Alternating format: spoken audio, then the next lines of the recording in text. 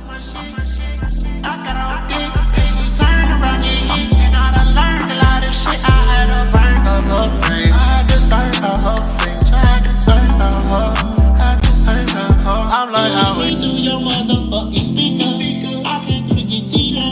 I don't rock the Gita.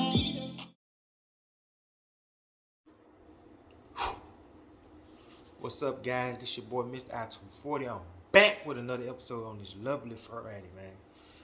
It's cloudy right now in my city right now. I just heard a tornado went down in Little Rock, Arkansas.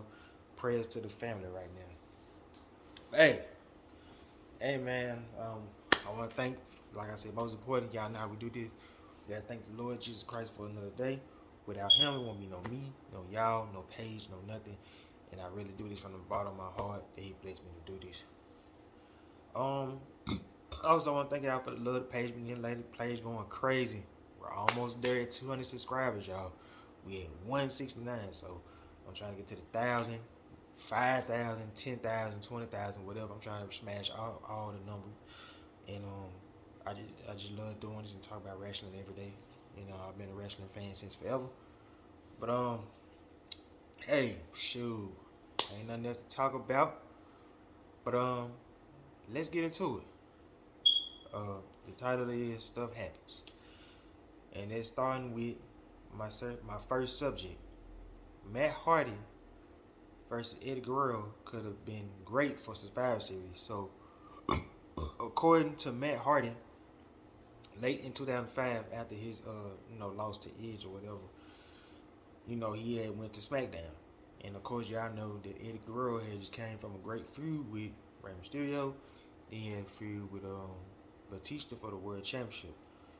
So they were trying to find something to do or whatever, and they were supposed to face each other at Survivor Series, and it would have been great because both of them guys still had a lot of momentum, and they were both having great years.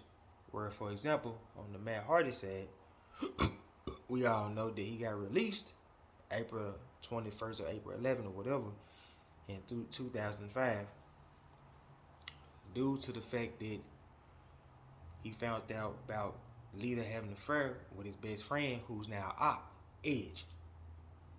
Then, of course, during that time, he returned in July. He attacked Edge for weeks and months and months and months and weeks and weeks. And then, of course, y'all know they had the great dominant win by Edge where he dominated Matt Hardy, beat him down bloody, viciously, out cold. Like, he said he was not going to die, but his spirit died that night when Edge took the dub in a vicious way. And of course, that was like one of the best feuds up there with, we're going to get to Edge's side in a minute. He vowed to have revenge with Matt Hardy. Matt Hardy vowed to have revenge against Edge. And of course, he had the best catchphrase, Matt Hardy will not die. And also, they had a street fight where that iconic moment where, they did the little clothesline off the thing, JR going crazy, pyro going off, crowd going crazy. Then, of course, I think after that, they ended up having a ladder match. And, of course, Matt Hardy had to move on to SmackDown. So, to sum it up to that, things to think about it. My boy went from release to probably one of the hottest feuds in wrestling. Probably a feud of the year candidate at the time in 05. You know what I'm saying? So, then my boy came back in good shape, good spirit, and stuff like that. And plus, you remember the iconic tease where Lita had the little open shirt teasing Matt, like, you still want this, you missed this, and all this stuff. And I forgot what Matt said. He said something to him. And I think during that time, I think there were the famous 8-man tag went down when Shawn Michaels, Big Show, Matt Hardy, and John Cena teamed up against Edge, Kurt Angle, Chris Masters, and somebody else. So they all got on top of one person. They all was joking. Excuse me. And they was all on Big Show back. So Matt Hardy had a lot of steam, and I feel like, if of course we're gonna get to that, You know, if the Eddie stuff then went down, Lord willing, you know what I'm saying? Hey, you know, praise the Vicky to the girls. I know they're still tough to deal with. I know they're stuff hard to deal with for Chavo and Dean Maleko, you know what I'm saying? Especially Chavo, you know, your uncle passed away in your arms in the room, you hear me? So, you know, you gotta think about that. And so that would have done a lot for Matt. Then of course, Eddie had a great year, minus everything that was going on that we didn't know what we know up to date. You know, for heart disease, heart failure, and all that stuff like that. You know, Eddie still had a great year. You know what I'm saying? Especially stemming off his 2004 run, he still came into 05 with momentum. Okay, so you know, Eddie Guerrero won the tag team championships from the Basham brothers in No Way Out. And, you know, following weeks after he wanted to challenge Rey Mysterio. You know, they always had great matches. To a match at WrestleMania where Rey Mysterio got the dub, and Eddie couldn't handle it. And then tension started coming between the two, where shortly after that, you know, they were having tension and stuff for a while. And then I think they had the segment where I think Ray was in his heart or something, you know, when Ray pointed his finger at Eddie's head. And then shortly after that, I think a week or two after that, they lost the tag team championships to Eminem in London when Eddie walked off the ropes and just left. And then I think the next week or something like that, Eminem was attacking Ray. Then Eddie came out, made the save, and then he attacked Ray, beat the hell out of him, and then he gave us the famous brain buster off the steps, and that was a famous moment. And then of course they had matches at Judgment Day. I think Ray won that, if I'm not mistaken. And then Eddie got himself disqualified at a Great American Bash. And then shortly after that, Eddie started doing segments with Ray's son, of course, Dominic, who's Ray's opponent at WrestleMania. Funny, right? You know, just take him to the park and stuff like that. And I think Eddie had a bedtime story that he wanted to tell Dom on live TV. So ran in the ring with Dom, and that's when Eddie came out and said, "I am your real father." You know what I'm saying? And Dom asked the question, "Is it true, Dad?" And this which led to the classic ladder match, which showed Vicky interfering towards the end because Eddie was finna get the dub, and she felt like he wasn't right in her spirit. You know, when Eddie started yelling at her and stuff like that. But I think her timing was off because Eddie started yelling. Then of course, he yelling at Dom, I'm your papa and all that. And then Ray got the dub, he got Dom back. And then it was just a great feud. So, you know, and both of them coming off, you know, still having, and both of them having, you know, the breakdown, the down I just gave you, it wouldn't have done some good because they always had good matches together anyway. Matt Hardy versus Eddie Guerrero. So you could have built some off that, and you know it would have been lit to see. I would love to see that, especially when Matt Hardy had his highest peak shape, and Eddie still be able to go with, you know what I'm saying, you know, the heart condition and all that and stuff like that. It would have been a great match to see, but we all know what happened, and it's just a sad sight to see, man. And it would have been good to see. You know what I'm saying? It's a Survivor Series. Eddie Guerrero versus Matt Hardy. It been lit, man. Especially Matt Hardy was in his bag. When Matt got in his shape, he was in that bag. Like, Matt Hardy, if he would have stayed in that shape, he could have been the title pitcher in 06. You know what I'm saying? Like, you know, he could have been facing Batista, Undertaker, Kane again. You know what I'm saying? Because him and Kane had good matches. You know what I'm saying? So, it would have been good to see. It would have did a lot of good for both of them. You hear me? So, you know what I'm saying? We miss your boy. We love you, Eddie. Chavo, we love you, man. You know what I'm saying? We don't give you your credit enough, but you know what I'm saying? You was a decent wrestler and a decent worker. You know what I'm saying? I need to do a special about you because, man, you was on point in 06, 07 with the bandana and Vicky when Vicky was your manager. So, shout out to that, man. And I would have loved to see that match at Survivor Series in 05.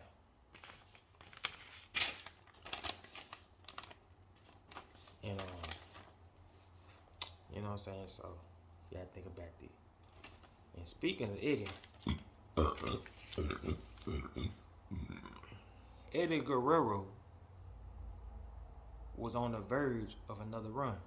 And what you mean by another run? Because Eddie still was carrying momentum to 05. And then we're going to break it down to you. So, you know, we all know the previous year, stemming off 2004, Eddie Guerrero won the championship from Brock Lesnar by hook or crook, as Taz would say. And then, of course, he beat Kurt Angle at WrestleMania when he did the fake ankle lock, unbuckle. I guess unbuckle his shoe, but his shoe became loose. Roll up Kurt Angle 1, 2, 3, and then the same night he celebrated with another fallen homie, Chris Benoit, crying in tears. One love, dog. We did it, man. We came from the road together. ECW Japan, man. We did it, bro. One love. I'm crying, bro. And then, of course, in WCW, didn't nobody believe in us. You know what I'm saying? So it felt that was a feel good moment. You hear me? Then, of course, Eddie Guerrero's first big feud was the transforming of the new character JBL, where they had vicious matches at Judgment Day, where Eddie barely escaped with the win. Now got himself disqualified when he popped JBL with the chair. Then of course JBL got the dub at Great American Bash. Then they had the rematch in the steel cage match, but he had to follow up. You know, Kurt Angle cost him the championship, and they had the rematch at SummerSlam. Then of course he had teamed up with RVD that year, and that's in 2004. And now 2005, I just mentioned it. Him and Ray had a classic feud, all from WrestleMania, Great American Bash, SummerSlam. If not feud of the year, but one of the best feuds of the year in 2005. Then of course he fought Randy Orton for the #1 contendership against Batista, and ended up in a feud with Batista. Where I get Eddie Guerrero became a new character. Turned his life around, being nice to everybody. Even Batista ate his food. You hear me? You know what I'm saying? And of course, like I just mentioned, he was supposed to face Matt Hardy at Survivor Series. And then, of course, we all know the infamous role. And the rumors were true. At WrestleMania in Chicago, he was supposed to face Shawn Michaels. And let's be real with you. One love. I love everybody on the card, but let's keep it real now. That would have been a match of the night. As much as I love Shelton Benjamin, High Flying, and Money in the Bank, and all that, you feel me? Rob Van Dam, and woo! And that was an underrated good WrestleMania card. It would have been that would have been the real main event. Cause let's be real. The first John Cena versus Triple H was John Cena Triple H straight trash. That ain't it, bruh. Hell no. Cause John Cena was the face, and they wanted John Cena to lose bad as hell. Sorry, look, bruh. We would have never got that trash match between Vince versus Shawn. We never would have saw Shane McMahon kiss his son booty. Just saying, look, bruh. I'm sorry. So, I think Eddie Guerrero was on the verge of another great push. I feel like Eddie probably would have been the title picture at that point, probably another 2-3 years, man. You know what I'm saying? I think Eddie would have got that push like Randy Orton, John Cena, Triple H. Who else is big at time? Batista, Kane, Undertaker. Well, I would have loved to see a real Undertaker versus Eddie Guerrero match. That would have been dope too. You feel me? And it just what happened. Unfortunately, was just sad, and it's just sad when I think about it. So what's so funny. I'm thinking this is a new episode on YouTube. I'm like, oh yeah, maybe that just came on. I saw the little clip, man. Chavo breaking it down. Man, it's scary, bro. You know what I'm saying? It just show you that, man, you gotta appreciate life, man. Praise your life to the most high power, man, because you never know. You know what I'm saying? You gotta put your faith in them, and you know what I'm saying, do what you gotta do. You know what I'm saying? Plus, they say no drugs wasn't even in my boy, man. It just, you feel what I'm saying? So it just, back then, everybody didn't take it serious like that. I'm pretty sure if he would have did some, some research and caught up on it early, they probably could have did something, to catch up on it and stuff like that. But at that time, they said, I don't think he was going to the hospital because I think, was it Kurt Angle or JBL? One of them folks said, man, we all did a terrible job looking out for Eddie, but we was all best friends. So he was talking, Benoit, Chavo, himself, JBL. You know what I'm saying? But then nobody just really know what was going on. You know what I'm saying? I think in 2004, he had a heart attack for real on SmackDown. You know what I'm saying? So sometimes you just gotta, man, some sad thing about the name. You know what I'm saying? I ain't even trying to cry. You feel me? But you know what I'm saying? I ain't trying to show y'all my emotions. You know what I'm saying? Like, I don't like that. But you know what I mean? But just, man, it's sad, bro. Like, for real. Like, when you think about it, you know what I'm saying? 38, prime of your life. doing your thing, you know, and one love, you know, just look at the effects he had on his loved ones, you know what I'm saying? You know, Biggie doing alright, but you know, Chavo, you know, you see the video, Chavo sad as hell, and of course, Chris Benoit writing letters to his friend, you know, so I'm glad they made up and stuff like that. You know, I thought they didn't make up at the time, but I'm pretty sure early that summer, you know, they had beef, you know what I'm saying? Like I said, one of the episodes where they had heat in 2005, because Chris Benoit was get off, and Eddie Guerrero didn't want Chris Benoit to kill his shine. And you know, I think the match was very physical. And you know, you remember Eddie mumbled the words, "I'm gonna get you back." So, but I just think Eddie Guerrero was, you know, was on the verge of something great, and you know, whatever happened, happened. You feel me? So, and of course, you know, Ray won the title in his honor, and you know, the rest is history.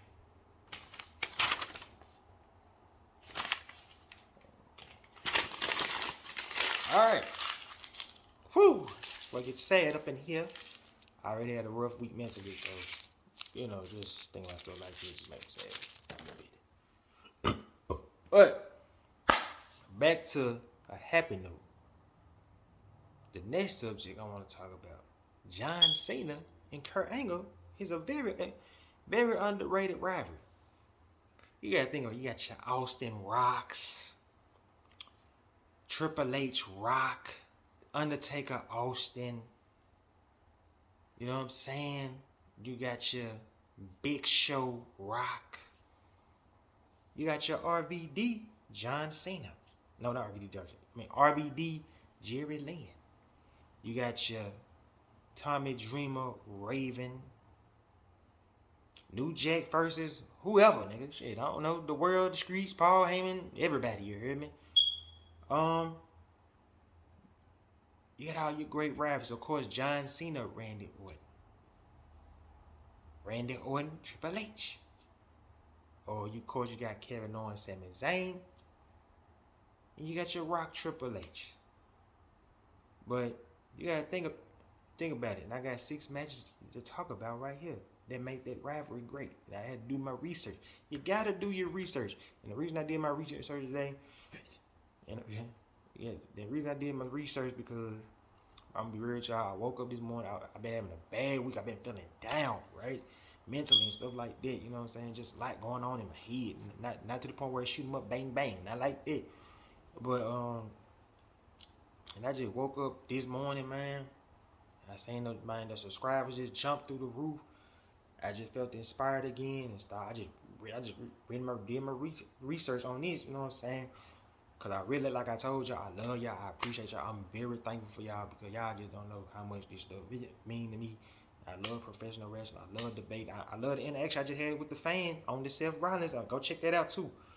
On the Seth Rollins show, I love them interactions, man. You know what I'm saying? I just want everybody to have fun and just live life and do this. You know what I'm saying? So I appreciate y'all. You know what I'm saying? So, but back to this. So they always been hip to the joint. First, especially start with the first match. When Vince McMahon in 2002 was looking for new cutthroat, new stars and stuff like that because, you know, Austin was starting to move on. The Rock was starting to do movies and Triple H and Undertaker was just in cruise control and they was already in their OG status. And, you know, Kurt Angle, you know, was in his 3rd year, so he was kind of still a part of the new era. So Kurt Angle was in the ring, showing that bald head. You know, I'm bald headed too, you heard me? You know what I'm saying? He looking for somebody in the face. And a young kid from West Newbury, Massachusetts showed up with shorts on, looking like Luke Perry and shit. Now I don't want to know, you heard me? So he showed up, and Kurt Angle was like, you know, just paraphrasing or whatever. Then John Cena said, ruthless aggression, slap, put him on the map. You know what I'm saying? Even got love from the Undertaker, shaking the main hand. Even had a decent feud with Chris Benoit with the bright color pants looking like stoppers. Then, of course, you got to think about it. Unforgiven, 2005. This when John Cena came to Raw. And this was before Kurt Angle went to SmackDown. SmackDown. He went to SmackDown in January 2006 where he won the World Heavyweight Championship in the Battle Royal. This when Batista had relinquished the belt. You know what I'm saying? Then, of course, John Cena versus Kurt Angle at Survivor Series. Then of course you had the No Mercy match where they had the famous rap battle before then when Kurt Angle was acting like B-Rad from Malibu Most Wanted. You hear me? Y'all know the line. Traffic, traffic, looking for my chapstick. There's a for a Maverick. That's $1 million song right there. That's what Kurt Angle did, you know, with the bars and the referee beatboxing, like he Biz Markie and shit. You hear me? So with that going on, right? Alright, cool. Then of course you had the No Way Out. This is when John Cena and Kurt Angle was fighting for the #1 contendership to see who goes to WrestleMania to face JBL. After JBL had defeated after JBL defeated Big Show in the barbed wire steel cage match. And that was an underrated No Way Out too. You heard me? I gotta do a pay-per-view special, you know what I'm saying? I might do trash pay-per-views or best pay-per-views.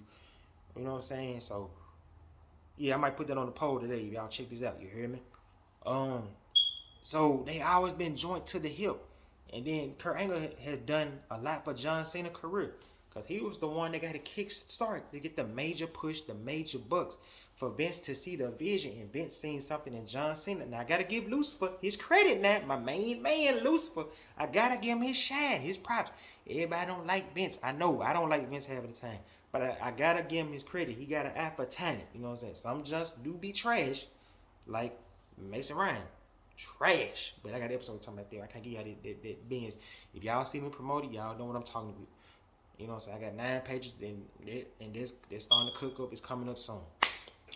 So they always had great matches, and you know, it just, man, that was amazing to see in those matches. All the matches never disappointed. You know what I'm saying? Even the first one. So shout out to John Cena. Shout out to Kurt Angle. You know what I'm saying? You know, one is a Hall of Famer. We all know John Cena gonna be a Hall of Famer when John Cena is ready.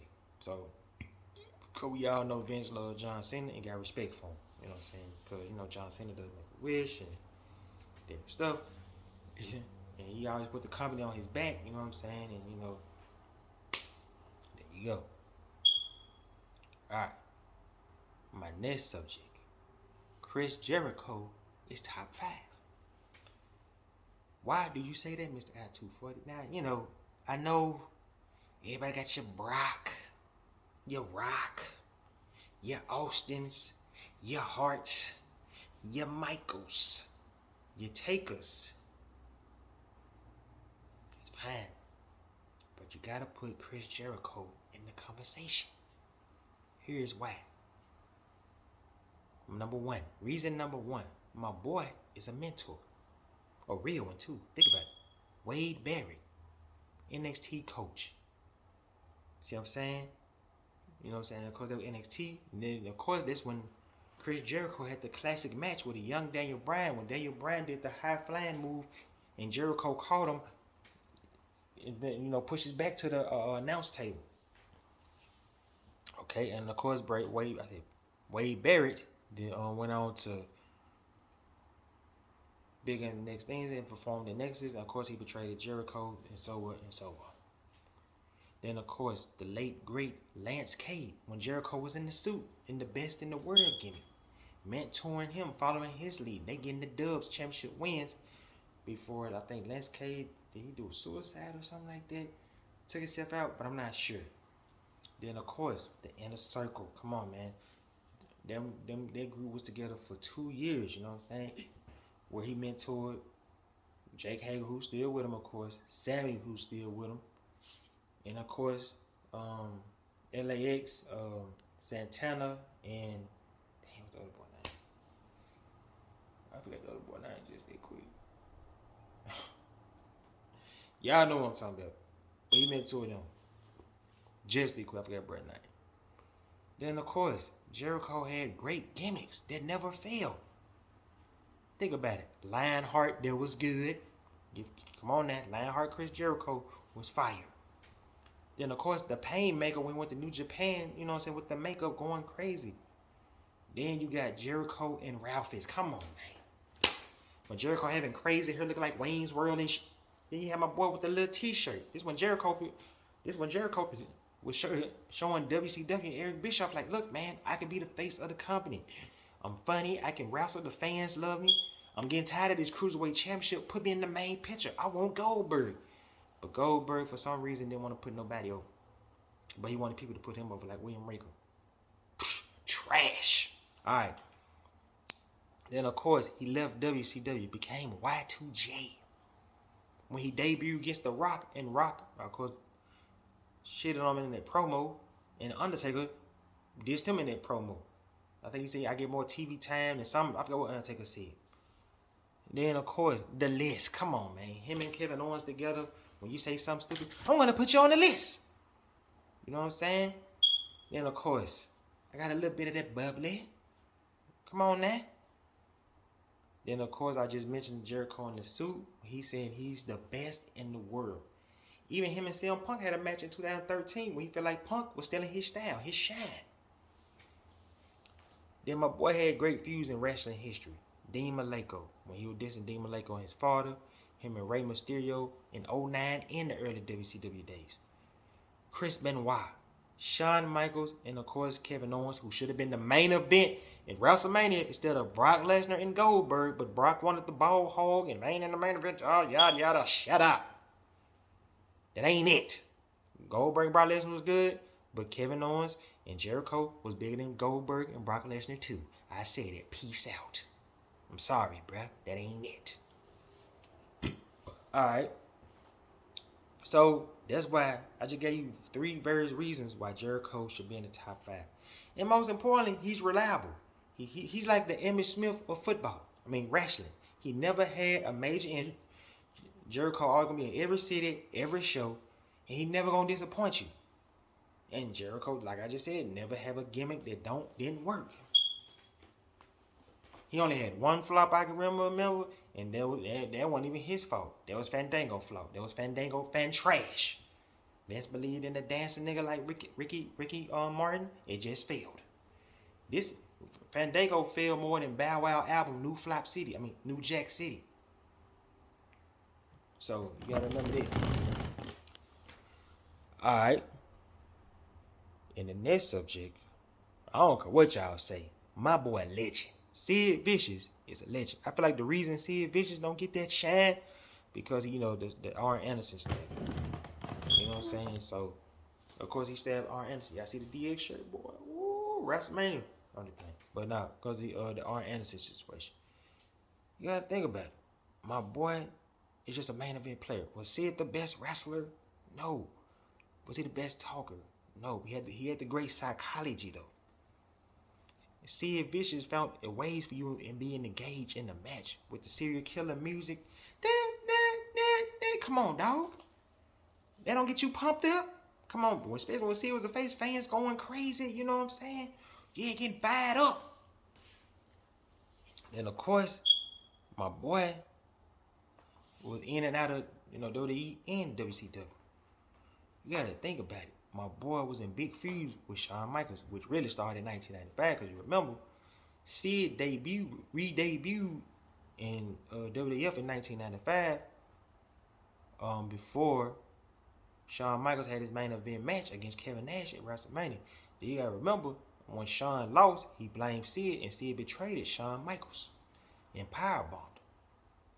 Then of course they had the feud again back in Survivor Series and Royal Rumble. Then my boy rivals was Shawn Michaels, Chris Benoit. It sold out where Benoit won the championship, but he still pieced out WCW. Because I think Benoit felt like he wasn't getting the respect and he wasn't getting paid enough, like the Hogans and Nash and all that. So Benoit, Dean Malenko, and Perry Saturn, and Eddie Guerrero had peace out and moved on. Then of course he had great matches with Bret Hart, except they both end with interference from either Shawn Michaels or Stone Cold, but the matches were both good. Then of course he had the great match with Undertaker. I don't care what nobody say. That was a really good match at WrestleMania in 1997 in Chicago, where Undertaker got the dub. You know what I'm saying? With the black and gray, he returned to that. Then of course he had a great match with Sid. It was him, Ahmed Johnson, Shawn Michaels against Camp Cornette at In Your House. Then of course he was a part of the Four Horsemen. My boy was doing it big. He had feuds with Sting. You know what I'm saying? Like, come on, bro. Like my boy A lot of folks don't like to give my boy his shine, but my boy was never a mint Carter, you hear me? I mean, yeah, he had trash matches against Vader and British Bulldog, but it's only so much you can do with a tall nigga and a fat. You know what I'm saying? It's only so much you can do. Let's be real. No matter how trash, how many the media tried to bash, oh, he garbage, you know, Hall of Famer, but my boy was always in the main event picture. Think about that. My boy wasn't in no mid card. I mean, yes, he had the trash match with Kevin Nash and India House, the lumberjack match. Yeah, but the key word, my boy made sure to stay in the my boy made sure to stay in the main event picture. Yeah, think about this. He ain't go for the Intercontinental title tag team championships. Every company he went to, he was always in the main event picture. Then on top of that, he was a part of the Four Horsemen. Come on now. Come on, dog. And we know what happened in this situation. I got an episode talking about that, you know what I'm saying? Especially when him and Arn Anderson got into it and he stabbed Arn Anderson. Come on now. Then, of course, my last subject I want to talk about. Hey, man, Billy Gunn should have been in the title picture. Billy Gunn should have been in the title picture at least in 01, man. Think about it. Look at the credentials my boy got. 2-time hardcore champion, right? 1-time WWE Intercontinental champion. 10-time tag team champion with his brother Bart Gunn, Chuck Palumbo, Road Dogg, and most importantly, my boy won King of the Ring. And him and Triple H had a real shoot feud on and off friendship because he felt like Triple H helped him back. And there's a column where he said he was supposed to a feud stole cold, but Triple H was hating on that shine. He even would trash Triple H during the 06 when Triple H and Shawn Michaels had reunited. They came up with their own junk called VKM, Voodoo King Mafia, because VKM stands for Vincent Kennedy McMahon. They were challenging them, making jokes and stuff like that. They were just building stuff like that. And I felt like my boy had a run. And I think I just read a column, I just read the episode, but during the 1999 summer of 1999, they were trying to see what Billy could do, but except The Rock didn't want to put him over. And The Rock was kind of frustrated with that feud, and I didn't know that, but I wrote it down. We'll be talking about it more in the episode in the near future. But that's it for this episode, man. I love y'all. I appreciate y'all, man. You know what I'm saying? Like I said, I want to thank the Lord Jesus Christ for another day. And without y'all, there's no page. But hey, I'm finna chill, let this phone charge up, edit this bad boy. I love y'all. I appreciate y'all. I'm out. Peace.